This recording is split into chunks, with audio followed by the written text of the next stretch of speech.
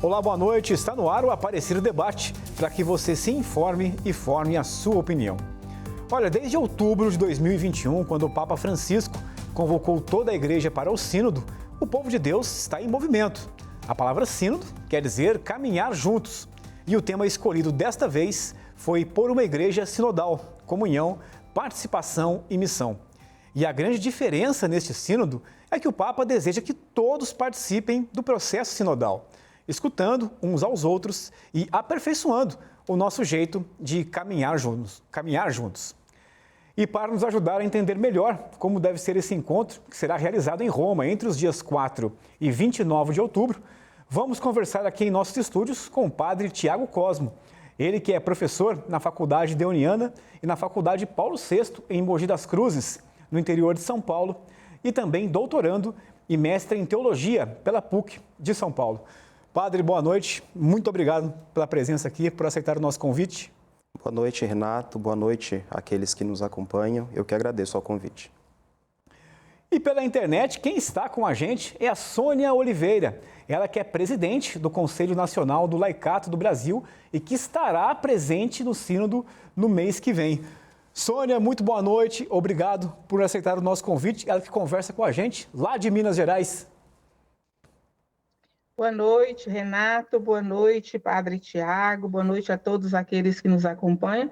Para mim é uma alegria muito grande, né, estar nesse espaço e depois na casa da mãe, né, porque a gente tem devoção e um debate tão bom nesse sentido que estamos vivendo na Igreja do Brasil e do mundo. A gente agradece a sua presença nesta noite aqui na casa da mãe, Sônia. Bom, eu vou começar agora a discutir esse assunto com vocês aqui, claro, querendo saber a expectativa de vocês para esse sínodo que tem como essa coisa diferente de todos participarem.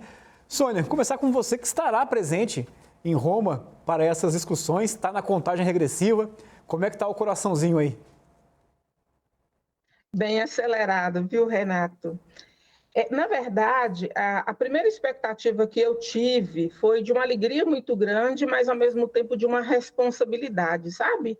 E agora, muito mais ainda, uma expectativa de uma responsabilidade de ter que levar para o sínodo, né? Como testemunha eclesial ou testemunha sinodal, que é o nome que nós estamos recebendo, mas também com uma expectativa de esperança, em poder contribuir nesse processo, nessa abertura que está tendo, inclusive, assim, ao trazer mulheres, mulheres que estão aí na vida pastoral, na vida comum da igreja, né?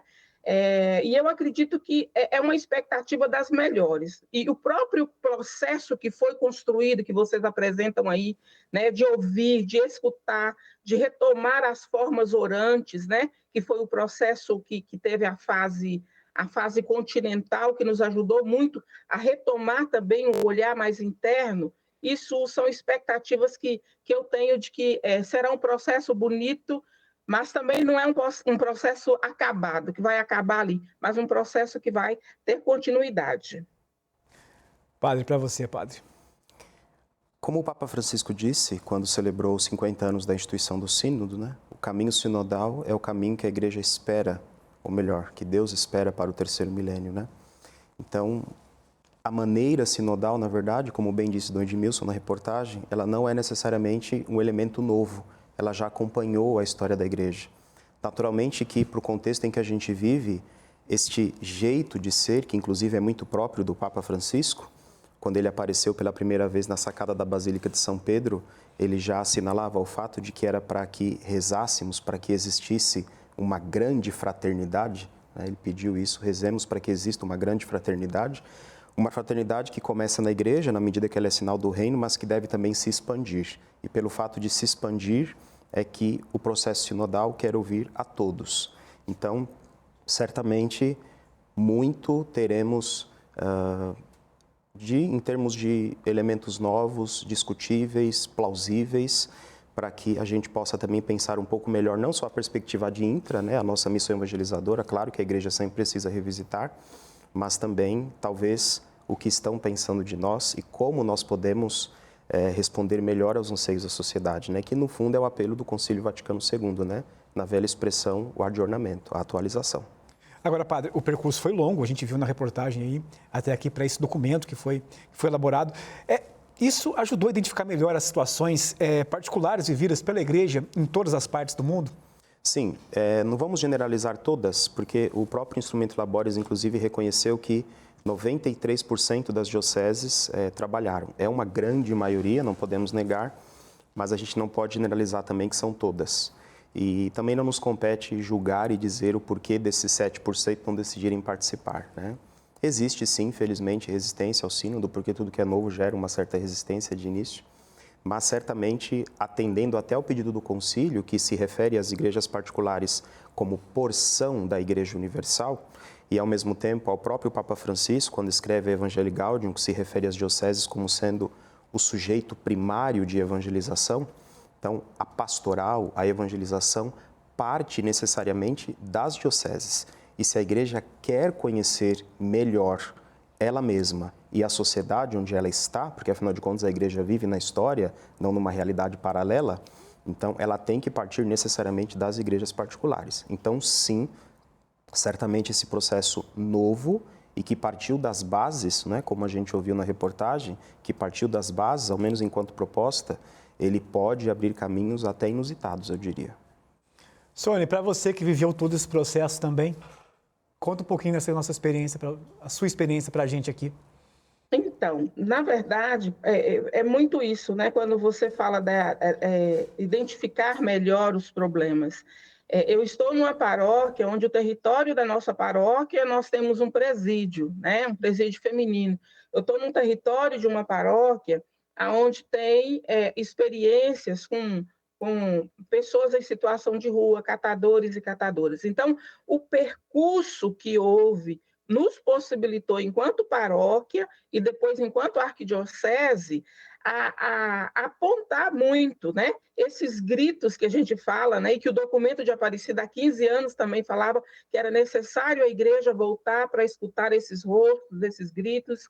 Então, esse processo foi muito dentro das realidades sociais e ambientais que as nossas paróquias, que os nossos grupos apresentam. E depois, como o padre Tiago bem disse, as paróquias que conseguiram realizar, os grupos de pastorais que conseguiram participar desse processo, foi muito significativo, porque hoje nós temos dados plausíveis e concretos de onde nós podemos estar, como nós podemos fazer um processo de participação e uma inserção maior na nossa missão. E mais ainda, foi um processo bonito de escutar essas vozes, as vozes no presídio, escutar os catadores e catadoras de materiais recicláveis, né? E mais importante, que não era uma escuta só para nós mesmos, mas a centralidade de todo esse processo da escuta era a vivência do Evangelho e a vivência na centralidade de Jesus Cristo. Acho que essa foi uma das experiências mais bonitas que nós podemos e tivemos oportunidade de vivenciar aqui. Ô Sônia, você percebeu isso também em outras dioceses, conversando com outras pessoas, esse esforço, né, de dar voz aos mais pobres, aos excluídos nesse processo? Sim, em várias dioceses, assim, eu falo muito porque como Conselho Nacional do Laicato, eu tenho um processo de escutar muitas outras regiões, né? E aí, como o padre Tiago também dizia, não vamos dizer por que os outros não fizeram, mas onde ocorreu essa oportunidade de vivenciar esse processo de escuta e viver essa experiência do sínodo em nível paroquial ou diocesano, todo mundo sai agradecido, porque foram experiências de escutas bonitas, inclusive escutas de mulheres prostituídas, dos LGBTs, né? E escutas de mulheres que se diziam assim, olha, eu vivo em periferia, estou na prostituição, mas quando vocês chegaram aqui para me perguntar e falava assim, o Papa Francisco quer saber o que você vê, como que você está percebendo a igreja, essa mulher dizia assim, eu me sinto muito feliz porque o Papa está querendo me escutar. Olha para vocês ver como que isso é importante e qual o processo que isso traz quando a gente discute sinodalidade. É as pessoas se sentindo também importante pela presença da igreja. E aí ela vai dizer, através do Papa Francisco, que quer me escutar também, sabe? Então isso é muito bonito para nós enquanto igreja.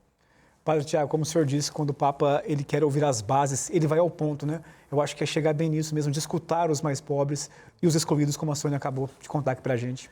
Sim, certamente.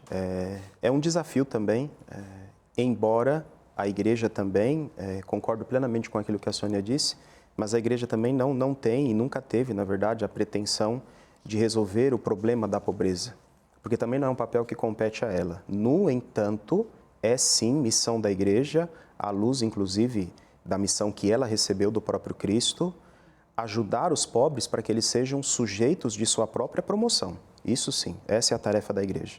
E ouvindo os anseios daqueles que efetivamente mais precisam da sua atenção, a igreja certamente pode oferecer respostas mais plausíveis. Porque a gente pode criar, às vezes, ideais, cenários que, no fundo, não expressam necessariamente a realidade. E daí a gente entende um dos princípios que o Papa Francisco coloca para a evangelização, também da Evangelii Gaudium, quando ele diz que a realidade é superior à ideia, porque a ideia não necessariamente expressa a realidade em que a gente está. E outro princípio, o tempo é superior ao espaço. Então, para muitos, que usando até a expressão de João 23, né, para muitos que ainda são profetas da desgraça e eventualmente não acreditam no processo sinodal, ao menos dentro dessa perspectiva do Papa Francisco, esse processo será importantíssimo, porque, como bem disse a Sônia, ele ao menos nos ajudará a observar que um caminho diferente é perfeitamente possível, e um caminho onde todos são escutados, porque em tudo se pode enxergar uma centelha do Evangelho, sem sombra de dúvidas. Bom, Aparecido Debate faz uma... Está aqui comigo no estúdio o padre Tiago Cosmo, o sínodo convocado pelo Papa Francisco e que será realizado no próximo mês em Roma. Está aqui comigo no estúdio o padre Tiago Cosmo, ele que é professor na Faculdade Deoniana e na Faculdade Paulo VI, em Mogi das Cruzes, no interior de São Paulo, e também doutorando e mestre em Teologia pela PUC de São Paulo. E pela internet, quem está aqui conversando com a gente é a Sônia Oliveira, presidente do Conselho Nacional do Laicato do Brasil e que estará presente no sínodo no mês que vem. Padre, no primeiro bloco a gente exibiu uma reportagem aqui do Dom Edmilson, inclusive dando aquele exemplo da tenda. E na reportagem, ele também, eu editando o material, vendo o material de Dom Edmilson, ele deixou uma coisa bem clara, não é uma democracia onde a maioria vence o sínodo, né? Há uma discussão ampla, mas um caminho, uma decisão a ser tomada, né? Explica um pouquinho isso para a gente, padre, por favor. Para explicar isso, a gente pode partir, inclusive, do tema do sínodo, né? Comunhão, participação e missão. 3 elementos fundamentais. Eu não posso confundir o sínodo com democracia, porque eu preciso me lembrar que o sínodo envolve um dado importantíssimo para nós, do ponto de vista cristão e também eclesial, que é um dado de fé. O protagonista do sínodo é o Espírito Santo. O Papa tem falado isso desde que o convocou. A democracia é uma organização, digamos assim, política e meramente humana. O sínodo não é isto. Obviamente que, como nós insistimos aqui bastante no primeiro bloco, o sínodo quer ouvir a todos. E, nesse sentido, chegamos a uma das premissas do tema, a participação. No entanto, existe um passo seguinte, comunhão. Ou seja, não necessariamente aquilo que eu expus como um anseio, eventualmente o meu irmão que está ao meu lado perceberá da mesma forma. E talvez, neste momento, as atenções da igreja se direcionem para uma outra questão que eventualmente eu não fui capaz de perceber. Nesse ponto, eu não posso simplesmente me revoltar ou me rebelar, porque o ponto de vista que foi, digamos assim, aprovado ou discutido não foi aquele que eu apontei, que é o passo seguinte, eu participei, mas eu preciso também agora aderir à comunhão, aquilo que foi decidido, afinal de contas, é um princípio fundamental para a igreja seguir, né? A igreja é povo de Deus, todos nós participamos dela, mas a comunhão também é premissa para que este povo de Deus esteja de fato reunido. E só estando em comunhão é que a gente pode dar o passo final, que é a missão. Então, democracia, digamos assim, está atrelado mais a uma questão meramente política. Eu preciso me lembrar que, ainda que existam algumas semelhanças, o sínodo envolve um dado de fé. E fazer esta confusão é perigosa porque, por exemplo, eu posso misturar e confundir até outras instâncias. Eu posso confundir sinodalidade com democracia, Quando eu falar de colegialidade dos bispos, eu posso confundir com um certo parlamentarismo, e quando eu falar do primado do Papa, eu posso confundir com uma ditadura. E o sínodo não anula de forma alguma a colegialidade e tampouco o primado, ao contrário. Eu diria que, inclusive, eles até os pressupõem. Inclusive, é o tema da minha tese de doutorado, né? Eu faço uma analogia comparando essas três formas de ser igreja com o corpo humano, né? A sinodalidade como sendo o corpo, aquilo que de fato faz a igreja se movimentar, a colegialidade como sendo a alma e o primado como sendo o espírito, aquilo que faz com que este corpo, digamos assim, esteja em constante sintonia com Deus, né? Porque, afinal de contas, esse é o papel do Papa, ser a referência de unidade. Então, é um perigo a gente confundir sinodalidade com democracia, porque é daí, inclusive, que vão vir muitas críticas à sinodalidade e até a falta, digamos assim, de acreditar que esse processo possa dar frutos. Sônia, você percebeu isso ao longo desse processo sinodal, uma rejeição por conta do que o padre acabou de contar para a gente, de confundirem um sínodo com uma democracia? Sim, em muitos lugares, né, a gente tem que passamos também, ao falar do sínodo, as pessoas falam assim, mas não vai dar em nada, porque a igreja, ela é muito, e usava termos, né, muito ditadora, essa igreja muito...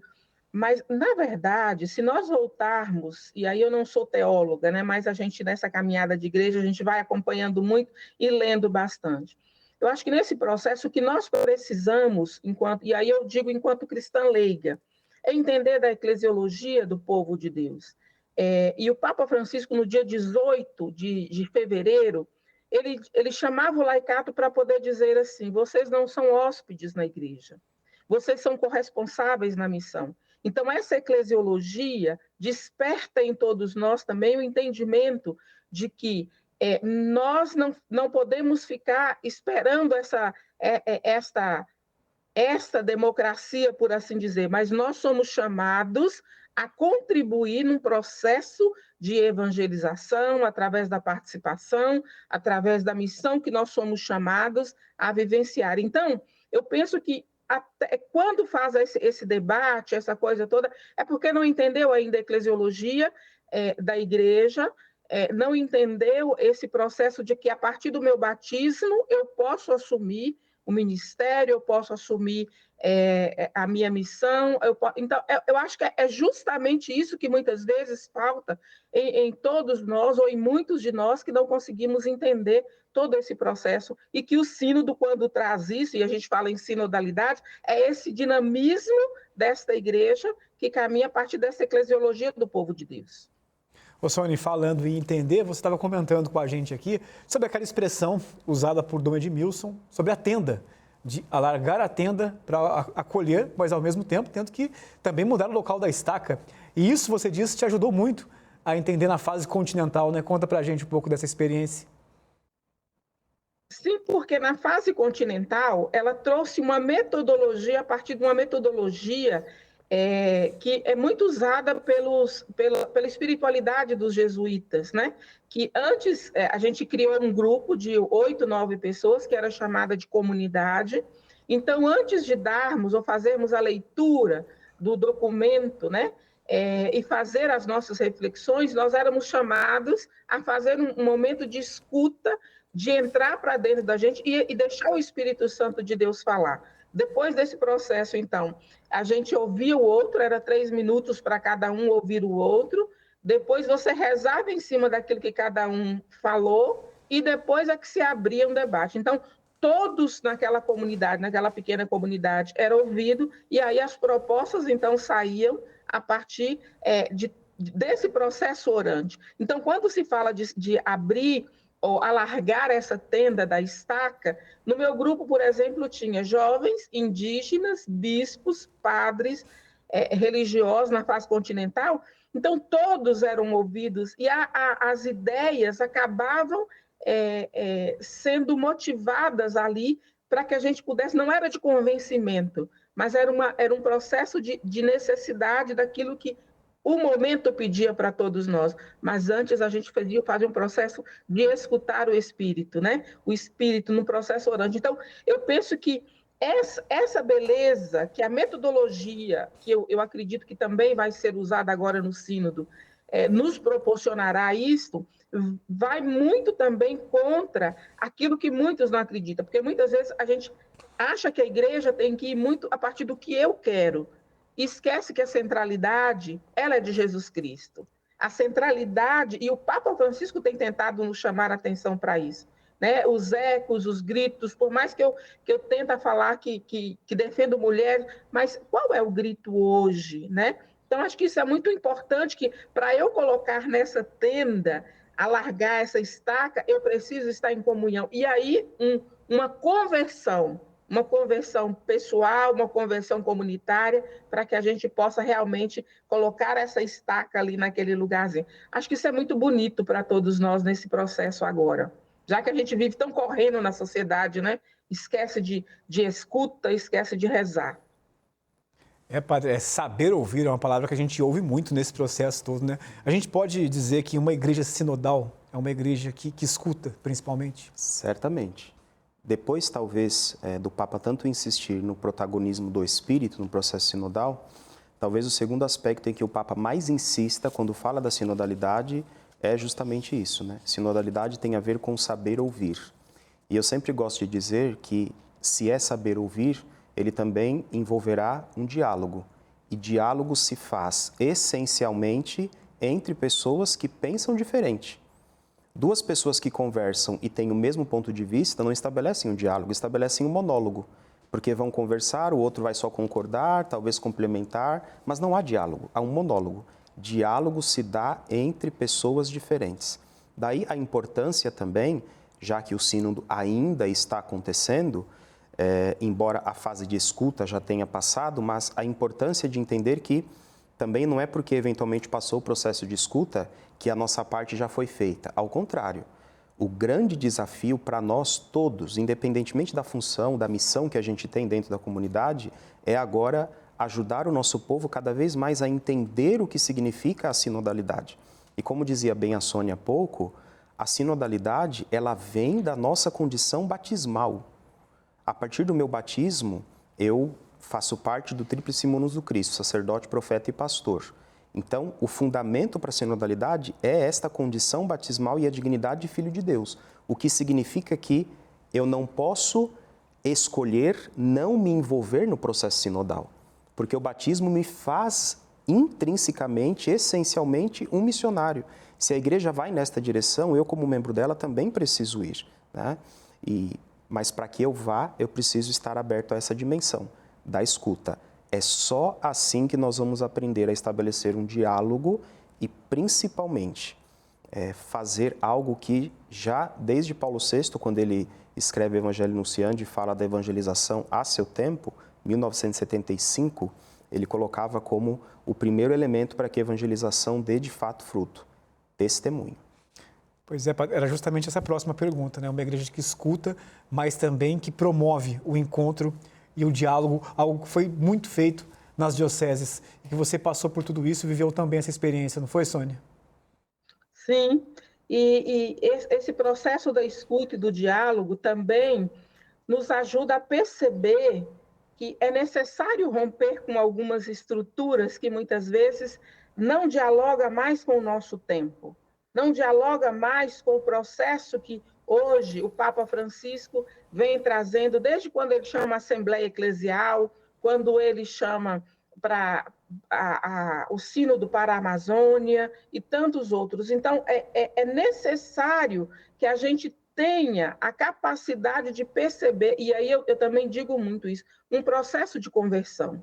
Porque um diálogo também, quando você escuta e percebe isso, a igreja ela vai entender que ela não é uma igreja autorreferenciada nela mesma, né? Mas consegue ser uma igreja capaz de trazer essa centralidade. E hoje, nós precisamos, enquanto igreja, percebermos muito isso, né? Ir ao encontro daqueles que estão, escutar aqueles, porque eles também vão apontando caminhos, até pela ausência, muitas vezes nós, e aí eu digo nós enquanto igreja, porque eu também sou, não digo, não é enquanto estrutura, mas é essa igreja que sai e vai ao encontro das pessoas para poder ouvir, e ao ouvir esse diálogo, ouvir esses gritos, essas coisas todas que as pessoas têm a nos dizer, é um momento também de voltar para dentro de nós mesmos e dizer, olha, nós podemos caminhar por aqui, nós podemos fazer mudança. E aí eu volto novamente no documento de Aparecida, mudanças de estruturas que não dialogam mais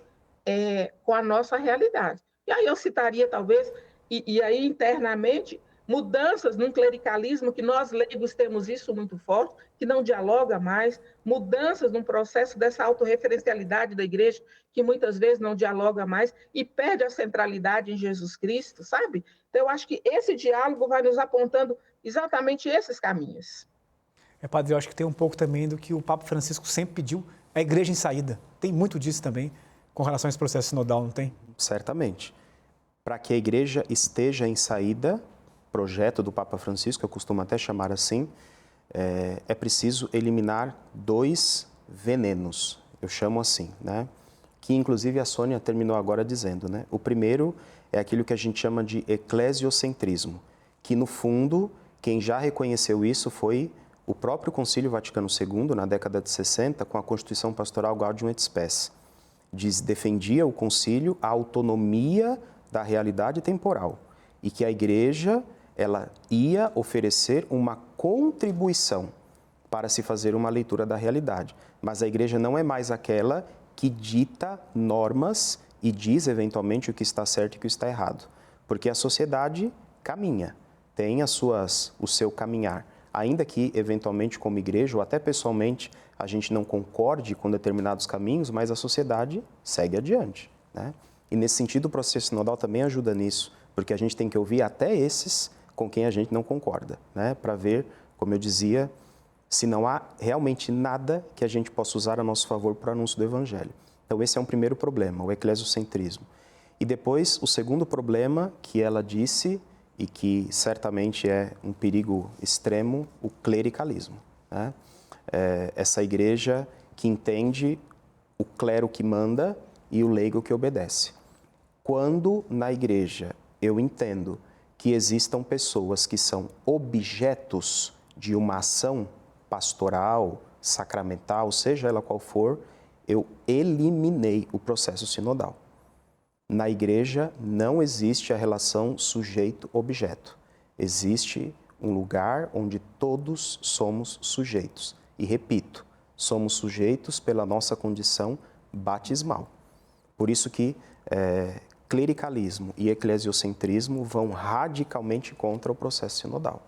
Então, igreja em saída pressupõe eliminar resquícios disso que, infelizmente, ainda estão muito presentes e que o Papa Francisco fala contra a todo tempo e não só no contexto do sínodo. Desde que ele assume o ministério petrino, ele faz esta crítica, né? Naquele famoso discurso, por exemplo, que ele fez à Cúria Romana no Natal, me foge agora o ano preciso, mas que ele elenca os perigos, digamos assim, né? As doenças que estão presentes na igreja, ele já falava sobre essa questão do clericalismo e do eclesiocentrismo. Então, para a igreja sair, ela precisa não mais se entender como o centro do mundo, porque no fundo o centro não somos nós, o centro é Cristo e o Espírito que continua levando a igreja adiante. Eu vi você concordando o tempo todo aqui, Sônia. Quer fazer algum complemento do que disse o padre Tiago? Nesse sentido, assim, eu concordo muito, porque é uma angústia que nós vivenciamos muito, inclusive entre nós leigas, cristãos leigos, leigas, né? Porque muitas vezes, se existe um clericalismo, é muito reforçado também pelos cristãos leigos, né? E nós temos um laicato ainda muito clericalista, né? Porque muitas vezes a gente tem a tendência de olhar só para um lado. Fala de clericalismo, a gente acha que é só do padre, que é só do bispo, é só do diácono. Muito pelo contrário, também nós, enquanto cristãos leigos e leigas, reforçamos muito isso. E falar de uma igreja sinodal e alinhado a um clericalismo não combina, porque nós não vamos ouvir, nós não vamos ter tempo de perceber e nós vamos trancar Jesus Cristo na igreja. Nós não vamos deixar ele sair. Nós não vamos deixar Jesus ir para as periferias, nem existenciais e nem humanas, porque a gente vai se fechando em nós mesmos, vamos se fechando naquilo que nós acreditamos que é a única verdade e não deixamos o Espírito Santo de Deus agir. Acho que basicamente é isso que a gente traz nesse processo dessa sinodalidade e que nós precisamos romper. São estruturas que têm dificultado muito esse diálogo. Bom, o debate está muito bom, está enriquecedor. Mais um Aparecido Debate, preciso fazer mais uma pausa e voltamos daqui a pouco falando mais sobre a Faculdade Deoniana e na Faculdade Paulo VI, em Mogi. Sinodalidade. Comigo aqui no estúdio o padre Tiago Cosmo, ele que é professor na Faculdade Deoniana e na Faculdade Paulo VI, em Mogi das Cruzes, no interior de São Paulo. E também doutorando e mestre em Teologia pela PUC de São Paulo.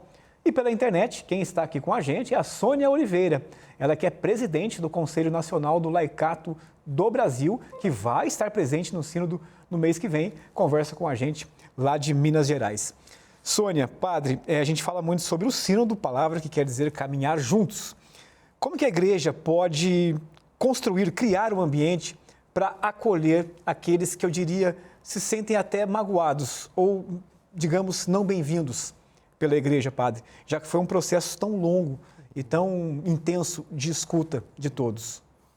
Eu retomo um texto do próprio Papa, novamente, que é Evangelii Gaudium. Ali tem uma parte, inclusive, bastante densa, em que o Papa desenvolve sobre algumas dificuldades que nós enfrentamos, embora o texto seja de 10 anos atrás, né, relacionados à evangelização. E ele tem um trecho em que o Papa fala sobre a mística de viver juntos. E ele faz um apelo já lá atrás, né? Que a quantos estão magoados, o que é perfeitamente normal, diz ele, a gente nutrir antipatias, né? Simpatias, ele diz isso é perfeitamente normal no relacionamento humano, mas ele já fazia este apelo para que aqueles que estão magoados, para que se reconciliassem. E ele pedia, né? Chamava-nos a atenção para a importância do dar-se as mãos, dar-se os braços, e entender que nós estamos todos no mesmo barco e que estamos caminhando todos para uma mesma direção. Né? Palavras bonitas do Papa. Na igreja, no fundo, já existem, sempre existiram, né, algumas instâncias que visavam ou visam acolher ou simplesmente, às vezes, ouvir as angústias das pessoas. Né? A gente sempre ouviu falar, por exemplo, de pastoral de escuta, né, que talvez agora, por conta do próprio processo sinodal, recebeu até um destaque um pouco maior por ser esse espaço onde as pessoas simplesmente vão e abrem seu coração. Né?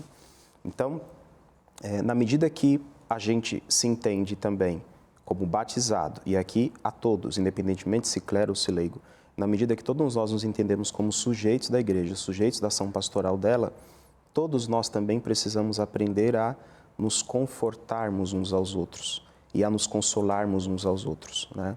Não há outra maneira de a gente acolher quem está, por alguma razão, ferido ou magoado com a igreja, senão também nos escutando. Mas escutando para ajudar, porque às vezes, infelizmente, quem coloca as pessoas contra a igreja somos nós mesmos. E isso, às vezes, até de uma forma não proposital, por uma dimensão importante que eu dizia no bloco passado, né? A questão do testemunho. Às vezes a gente não é coerente com a fé que professa e a nossa vida afasta as pessoas da igreja. Né? A nossa em todos os âmbitos, clero, leigos, enfim, todos somos sujeitos. Né? Então, o melhor espaço para que estes que eventualmente estão magoados, feridos, no fundo, somos nós mesmos, né? Abrindo mais os ouvidos e fechando um pouco mais a boca. Não ser coerente com a fé que professa. Exatamente. Muito bom, padre. Sônia? Eu vou muito também numa das últimas encíclicas do Papa Francisco e que o ano que vem virá como campanha da fraternidade. Fratelli Tutti, somos todos irmãos. E ele, no decorrer da Fratelli Tutti, ele vem apresentando os vários olhares que nós precisamos ter para um diálogo com aqueles e aquelas que estão caminhando conosco, ao nosso redor, mas principalmente nos percebermos como irmãos. Somos todos irmãos. E se somos todos irmãos, é necessário que muitas vezes a gente consiga dar o primeiro passo para ser samaritano com aquele que muitas vezes está magoado. É necessário que a gente tenha esse mesmo sentimento de humildade, de pedir perdão, sabe? Então, assim, e aí essa comunhão com todos nós. E aí ele encerra dizendo assim: é necessário essa fraternidade entre nós, mas também com aqueles que estão lá fora, com os movimentos sociais, que muitas vezes acham que a igreja não dialoga mais com eles, né? Ou com aquele que está na nossa paróquia que fala: a igreja não responde mais comigo. É necessário entendermos que somos todos irmãos. Acho que quando nós entendermos esse espírito da Fratelli Tutti, nós vamos conseguir trazer muito isto, de buscar aqueles que estão afastados, que estão indignados ou que afastaram da igreja, né? E acho que os últimos anos para nós foi questão política, questão ambiental, foi afastando muita gente, né? Então acho que agora é a hora da gente recuperar também isto com o olhar a partir da Fratelli Tutti, entendendo que somos todos irmãos e é necessário viver essa comunhão. Lógico que a gente não vai ser ingênuo de acreditar que todo mundo tem que pensar igual a gente, viver igual a gente, mas é nessa diferença, na diversidade, que a gente pode viver a unidade de sermos irmãos. O Sônia, é uma igreja e é um sínodo por uma igreja sinodal, de caminharmos juntos e de caminharmos juntos com os jovens também. E diante dessas novas tecnologias, como que a igreja, qual o desafio da igreja para realmente caminhar juntos com os jovens também? Sabe que na fase continental, Renato, que aconteceu aqui, houve um momento de uma manifestação grande no final da fase continental dos jovens que estavam ali presentes. Eles até choraram no momento, dizendo assim: olha, nós precisamos que a igreja consiga entender e abrir espaço para nós. E abrir espaço para nós não é só para colocar a gente para carregar fardos, a hora que precisa de um jovem para fazer isso. Não é. Nós precisamos estar também nesses espaços de decisão, nós precisamos também ser ouvidos, nós precisamos também ser reconhecidos como sujeitos eclesiais, como sujeitos maduros na fé. Então, eu acho que nesse momento, inclusive com as novas tecnologias, inclusive com os novos rostos de juventude que têm aparecido por aí, eu acho que a igreja tem que um dos sinais, e aí o Papa Francisco deu uma beleza de lição para a gente agora na Jornada Mundial da Juventude, que a igreja possa surfar nessa onda da juventude sem perder a profecia, sem perder o testemunho, sem perder a beleza de estar nos ambientes e sem perder essa centralidade daquilo que é a igreja de Jesus Cristo. Acho que se a igreja conseguir perceber isso, estando no espaço da juventude, sem perder aquilo que é da juventude, mas trazendo a juventude também para aquilo que é nosso, nós vamos conseguir dialogar e principalmente valorizar a nossa juventude que está aí. Aliás, Padre, a Sônia citou aí, tivemos agora mais uma linda edição da Jornada Mundial da Juventude.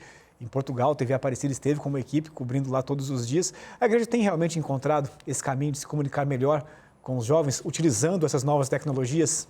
Sim, as novas tecnologias são, eu diria até condição sine qua non para se pensar a evangelização hoje, não só com os jovens, mas de um modo geral. É um desafio para a gente, porque também a gente não sabe muito como entrar nesse cenário ainda, até porque tudo muda muito rápido.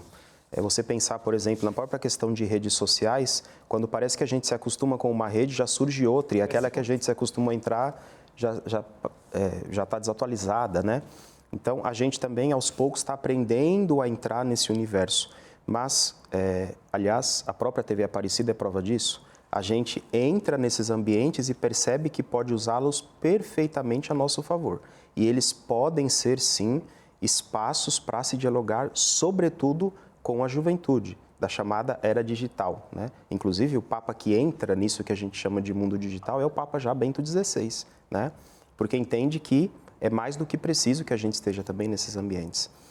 Então, é mais do que urgente, não só o ingresso nesses ambientes, mas a igreja, digamos assim, abrir espaços para também ouvir os anseios dos jovens, como disse muito bem a Sônia, né? A gente não ir com a receita pronta e nem, como a gente às vezes costuma dizer ou até ouvir, que eventualmente os jovens não querem nada com nada. Eles só querem oba-oba e não estão preocupados com o que de fato é a missão da igreja. E nem fazer dos jovens também só massa de manobra, né? Eu vou ter a quermesse, então vou convidá-los para montar as barracas, porque eles são mais jovens, têm mais disposição. Mas contar com eles efetivamente, né? Tê-los ao nosso lado e aprender a estabelecer o diálogo entre eles, essa chamada nova geração, E, por sua vez, aqueles também que fizeram com que chegássemos até onde estamos hoje, os mais velhos. Dessa troca, certamente a gente pode alcançar e atingir bons frutos. Bom, o Sínodo começa na próxima semana. Lembrando que é apenas o primeiro encontro do Sínodo agora em 2023, Sínodo que vai continuar em 2024. Mas, Sônia, a partir desse primeiro encontro em Roma, como poderemos atender melhor? Será que já poderemos ter uma resposta de atender melhor os pedidos do Papa Francisco na prática? Eu acredito que sim, porque acho que toda a experiência, Renato, que já foi colocada, que nós já vivenciamos, se nós soubermos agora aproveitar isso, nós vamos já entrar nesse clima do sínodo, né? Quando fala assim, uma igreja que deseja ser humilde, uma igreja que sai, que vai escutar. Eu acho que se nós pegarmos pelo menos o instrumento de trabalho, que a gente fala o instrumento labores, né? E procurar praticar o que foi essa experiência, esse exercício, né? Desse diálogo, dessa escuta. E aí, muito mais ainda, uma escuta não somente entre nós, mas com as diversas religiões que estão ali, uma escuta com a sociedade, nós vamos conseguir ter um diálogo e já vamos conseguir efetivar quase que uma porcentagem boa do sínodo acontecendo nas nossas comunidades paroquiais, diocesanas, e aí das igrejas, das diversas conferências mundiais, né, que estão aí participando. Porque não é conclusivo esse momento agora, como você bem disse, não é um processo de conclusão, é um processo que nós... E, inclusive, só um parênteses, né?